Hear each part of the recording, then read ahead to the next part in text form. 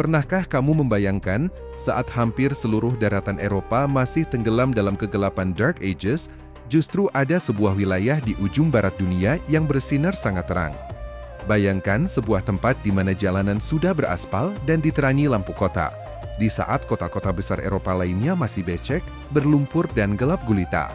Inilah Andalusia, sebuah peradaban yang bukan cuma menawarkan kemajuan teknologi dan ilmu pengetahuan yang melampaui zamannya, tapi juga sebuah standar toleransi yang bahkan sulit ditemukan di dunia modern saat ini.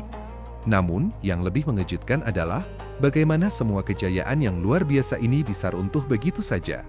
Ini bukan sekedar kisah tentang penaklukan dan kejayaan militer, tapi ini adalah kisah tentang kehilangan terbesar dalam sejarah peradaban manusia yang harus kita pelajari hari ini. Assalamualaikum sahabat mulia, selamat datang kembali di channel Riwayat Mulia. Pada video kali ini kita akan membahas tuntas perjalanan panjang Andalusia, cahaya Islam yang pernah menerangi tanah Eropa.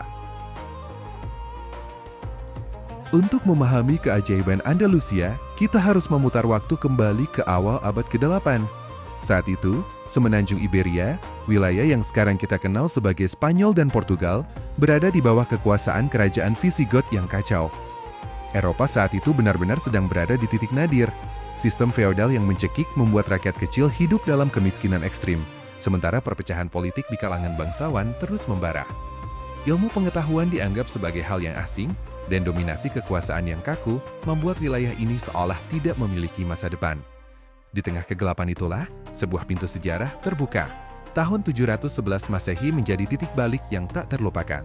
Seorang panglima muslim pemberani bernama Tariq bin Ziyad memimpin pasukan menyeberangi selat sempit yang memisahkan Afrika Utara dan Eropa.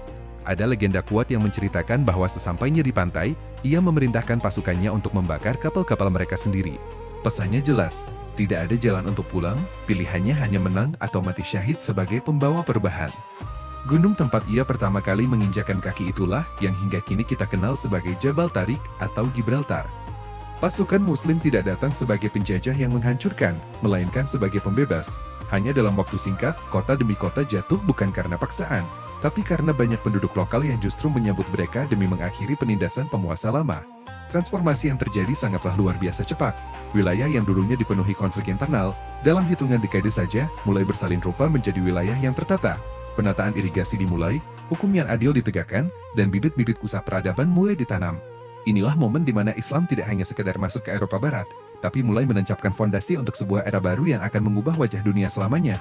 Sebuah wilayah baru telah lahir, yang nantinya akan dikenal dunia dengan nama yang penuh kemuliaan, Al-Andalus.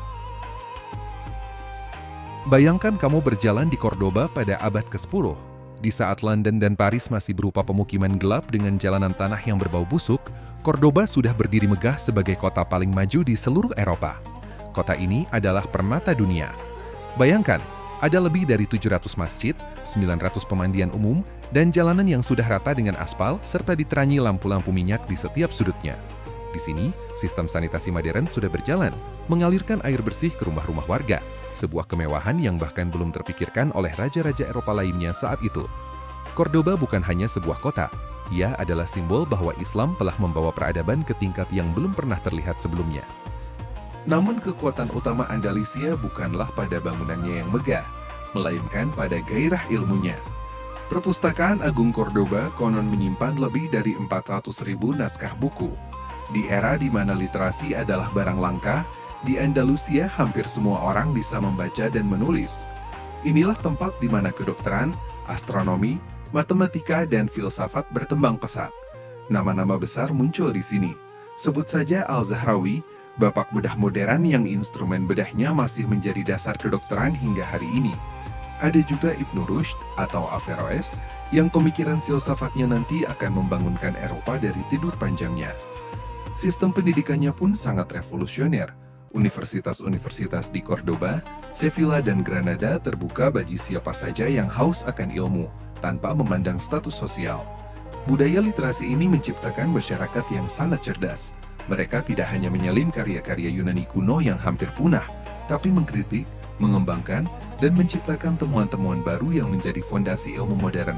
Matematika yang kita pelajari hari ini, algoritma yang menjalankan komputer kita, hingga cara kita memandang bintang di langit, semuanya berhutang budi pada tinta-tinta yang mengalir di perpustakaan Andalusia. Kota-kota ini adalah mercusuar cahaya, menarik para pelajar dari seluruh penjuru dunia untuk datang dan menimba ilmu di bawah naungan panji Islam yang gemilang. Namun, kehebatan Andalusia tidak berhenti pada kemajuan sains dan fisiknya saja. Keajaiban sebenarnya terletak pada bagaimana masyarakatnya hidup. Di saat wilayah lain di dunia seringkali terpecah karena perbedaan keyakinan, Andalusia justru menjadi rumah bagi harmoni yang luar biasa. Inilah era yang dikenal sebagai La Convivencia. Sebuah masa di mana umat Muslim, Kristen, dan Yahudi hidup berdampingan di bawah satu payung pemerintahan Islam yang adil. Mereka tidak hanya tinggal di kota yang sama, tapi mereka bekerja bersama, berdagang bersama, dan yang paling penting, belajar bersama. Sistem sosial yang toleran ini menciptakan atmosfer intelektual yang tak tertandingi. Para cendekiawan dari berbagai latar belakang agama seringkali berkumpul di perpustakaan yang sama untuk menerjemahkan teks-teks kuno dari bahasa Yunani dan Sanskerta ke dalam bahasa Arab, dan kemudian ke bahasa Latin. Kolaborasi lintas budaya ini menjadikan Andalusia sebagai perpustakaan raksasa bagi dunia barat. Tanpa proses transfer ilmu ini, mungkin kita tidak akan pernah mengenal era Renaissance di Eropa. Andalusia adalah jembatan yang menghubungkan warisan masa lalu dengan masa depan peradaban manusia. Para pelajar Kristen dari wilayah utara Eropa bahkan rela menempuh perjalanan jauh ke Cordoba hanya untuk mempelajari sains dan filsafat. Mereka pulang ke negaranya dengan membawa pengetahuan baru, gaya hidup bersih, hingga cara berpikir logis yang sebelumnya tidak pernah mereka kenal. Inilah masa di mana keberagaman bukan dianggap sebagai ancaman, melainkan sebagai mesin utama kemajuan. Andalusia membuktikan kepada dunia bahwa ketika sebuah bangsa menghargai perbedaan dan menjunjung tinggi kolaborasi intelektual, mereka bisa mencapai puncak kejayaan yang tak terbatas. Namun sayangnya, keindahan dalam keberagaman ini mulai diuji ketika bibit-bibit perpecahan dari dalam mulai tumbuh dan perlahan membakar rumah yang begitu megah ini. Tapi, seperti pepatah lama, tidak ada badai yang datang secara tiba-tiba tanpa ada mendung yang mendahuluinya. Kemunduran Andalusia tidak dimulai dari serangan musuh yang hebat, melainkan dari dalam jantungnya sendiri. Setelah berabad-abad menjadi mercusuar dunia, persatuan di tubuh umat Muslim mulai retak. Perebutan kekuasaan antar pemimpin, ego yang melampaui sepentingan rakyat, dan gaya hidup mewah yang melenakkan membuat para penguasa kehilangan fokus. Kekhalifahan yang dulunya satu dan kuat, perlahan hancur berkeping-keping menjadi kerajaan-kerajaan kecil yang disebut taifah. Kondisi ini benar-benar tragis. Bayangkan, Andalusia yang tadinya merupakan kekuatan tunggal yang ditakuti, kini terpecah menjadi lebih dari 20 kerajaan kecil yang saling bersaing, saling iri, dan bahkan, yang paling menyedihkan, beberapa di antaranya mulai bekerja sama dengan musuh hanya untuk menjatuhkan saudara seagama mereka sendiri. Fragmentasi ini menjadi lampu hijau bagi kerajaan-kerajaan Kristen di wilayah utara untuk mulai bergerak. Inilah awal dari apa yang sejarah catat sebagai Reconquista, sebuah gerakan sistematis untuk merebut kembali seluruh semenanjung Iberia. Tekanan dari luar mulai menguat seiring dengan melemahnya pertahanan di dalam. Satu persatu wilayah strategis mulai jatuh ke tangan musuh karena tidak adanya bantuan dari wilayah taifah tetangganya. Mereka terlalu sibuk dengan konflik internal mereka sendiri, sementara musuh di depan mata terus menyusun strategi yang lebih rapi dan bersatu. Pelajaran pahit ini mengingatkan kita bahwa sebesar apapun sebuah peradaban, setinggi apapun gunung ilmu yang dibangun, semuanya akan runtuh dengan sangat cepat begitu persatuan ditinggalkan. Cahaya Andalusia yang tadinya menerangi seluruh Eropa, kini mulai meredup, menyisakan bayang-bayang kehancuran yang sudah tak bisa lagi dihindari. Hari-hari kelam itu akhirnya tiba.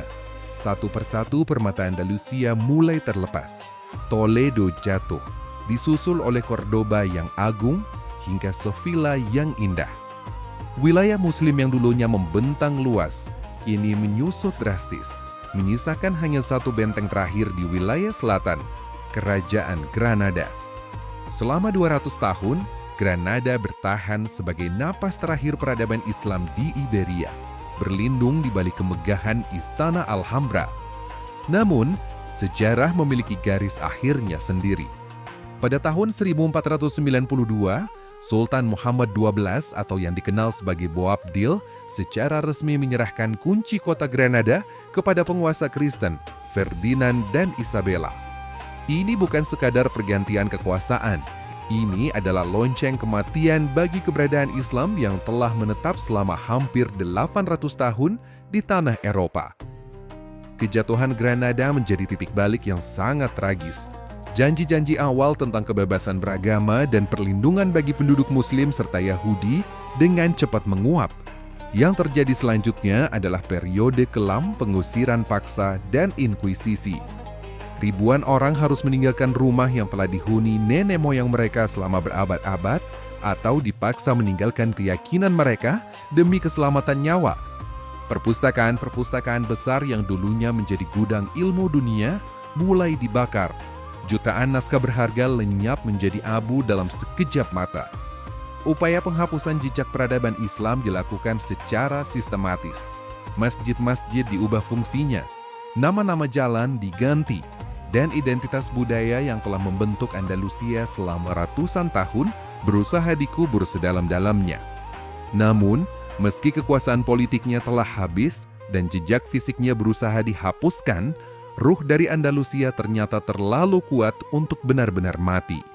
Mereka bisa merebut tanahnya, mereka bisa mengusir orang-orangnya, tapi mereka tidak akan pernah bisa menghapus kontribusi besar yang telah diberikan Andalusia kepada dunia modern yang kita nikmati saat ini. Meski secara politik Andalusia telah runtuh pada tahun 1492, warisannya justru menolak untuk mati. Ia hidup dalam setiap jengkal kemajuan peradaban modern yang kita nikmati hari ini. Tanpa disadari, dunia barat berhutang budi pada tinta para ulama dan ilmuwan Al-Andalus. Ketika para pelajar dari berbagai penjuru Eropa pulang membawa terjemahan naskah-naskah dari Cordoba dan Toledo, mereka sebenarnya sedang membawa benih-benih yang nantinya akan tumbuh menjadi revolusi ilmiah di Eropa. Ilmu matematika yang kita gunakan hari ini, sistem angka nol, hingga dasar-dasar algoritma yang menggerakkan dunia digital kita, semuanya memiliki jejak yang kuat dari tanah Andalusia. Tak hanya di atas kertas, warisan ini juga terpahat abadi dalam bentuk arsitektur yang sangat memukau.